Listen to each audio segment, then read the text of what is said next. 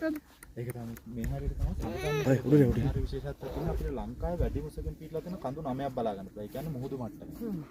වැඩි මුසකින් පිටලා තියෙන කඳු 9ක් ආයේ කඳු වල තියෙන විශේෂත්වයක් එක්ක මම කියලා දෙන්න. අපිට මේ පැත්තෙන් ඔය ටවර්ස් ටික ගහලා දෙන්නේ. ඔව්. ඒක තමයි පිදුරු තලාගල. පිදුරු තලාගල කිව්වා අපි ලංකාවේ උසම පිටලා තියෙන කන්ද හැටියට දැන් නම් කන්නේ. ඊට වැඩි විශේෂත්වයක් තියෙන ලංකාවේ ලොකුම එයාපෝස්ට් රේඩාර් පද්ධතිය තියෙන පිදුරු තලාගල. ආයේ රූපాయన සම්ප්‍රේක්ෂණ කුළුණු පිදුරු තලාගල. ඒකයි ඒක අධ්‍යාරක්ෂක කලාපයක් ගැන නම් කරලා තියෙන එකට යනවා නම් පැය 48 කලින් පර්මිෂන් එකක් කරන් තමයි යන්න ඕනේ. අපිට මේ පැත්තට යන්න ටවර් තුනක් කන්දක් තියෙනවා. ඔව්. ඒක තමයි කිකිලියාමාන කියන්නේ. අහලා තියෙනවද? ඔව්. කිකිලියාමාන කන්ද විශේෂත්වය තමයි ලංකාවේ උසින්ම පිටලා තියෙන ගම්මානේ ශාන්තිපුර කියලා අහලා තියෙනවද? නෑ ඒක නෑ. ලංකාවේ උසින්ම පිටලා තියෙන ගම්මානේ තමයි ශාන්තිපුර. ඔය ටවර් එකෙන් පහළ තියෙන ඔය ගම්මානේ. ඔව්. ඒක තමයි ශාන්තිපුර.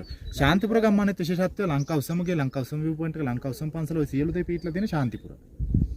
සරලට කාපා කියන එක තමයි කිලෝමීටර් 9යි තියෙන්නේ යන්න. ඒ කියන්නේ ලංකාවේ උසින්ම පිටලා තියෙන ගම්මානේ තමයි ශාන්තිපුර. අපිට මේ පැත්තට එන්න අර ටවර් 6ක් එක්ක කන්දක් තියෙන්නේ. ඔව්. ඕමස පල්ලෙහෙට එන්න බලන්න පොඩි පන්සලක් තියෙනවා සලට පේනවද? ඔව් පේනවා. අර සුදු පාට චෛත්‍යය. ඔව්. පැත්තට එන්න ලොකු හිලක් තියෙනවා. අනේ. ඒක තමයි සිංගල් ට්‍රී කියලා කියන්නේ. සිංගල් ට්‍රී කන්ද විශේෂත්වය තමයි ලංකාවේ දෙවෙනියට උසින්ම පිටලා දෙන පන්සල තමයි සිංගල් ට්‍රී. අර බුදු පිළිම තියෙන තැනද? ඔව් සර්.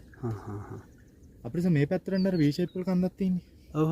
ඒක තමයි සර් ග්‍රේට් වෙස්ටර්න් කියන්නේ. අහලා තියෙනවද? ග්‍රේට් වෙස්ටර්න් අහලා තියෙනවා. ග්‍රේට් වෙස්ටර්න් කියලා සර් නම හැදලා තියෙන ස්ටේෂන් එක නමයි කන්ද නමයි දෙකම එකම නමින් තමයි හඳුන්වන්නේ ග්‍රේට් වෙස්ටර්න් කියලා. තව විශේෂත්වය ලංකාවේ තුන්වෙනි උසම ස්ටේෂන් එකත් ග්‍රේට් වෙස්ටර්න්. එක පට්ටිපොළ දෙක අඹේල තුන ග්‍රේට් වෙස්ටර්න්. අපිට මේ තියෙන දිග කන්ද. ඔව්. ඔයගොල්ලෝ බලන්න සාමාන්‍ය සැතපෙන බුදු පිළිමයක් වගේ තමයි කන්ද පිටලා තියෙන්නේ. ඔව් නේ. මේකනේ. ඔව්. ඔය කන්ද නම තමයි කොනිකල් කියලා කියන්නේ. ඔය කන්ද පාමුලට වෙන්න තමයි අපිට සිරීපාදත් ඇවිල්ලා තියෙන්නේ. එහෙමද? නැත්තම් ලංකාවේ ප්‍රධාන කඳු 10ක් සිරීපාදත් එක්කම බලා ගන්න පුළුවන්. මේකේ හැබැයි සිරීපාද තියෙන්නේ. මේ පැත්ත මුල්ලින් තමයි අපිට සිරීපාද පේන්නේ කෙලින්ම. ඩිරෙක්ෂන් එක. අපි වම් සූඩට.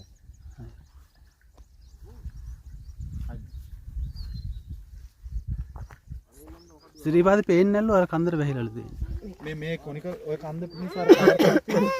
ඔය හරියෙන් තමයි අපිට සිරීපාද වැහිලා තියෙන්නේ. අනේ සුදු මේ මහත්තයා දුව ගන්නකො. මෙයා බීමට බහින වරපෙට ගියොත් එහෙම බයයි. අම්මේ අතින් අල්ලගෙන අම්මගේ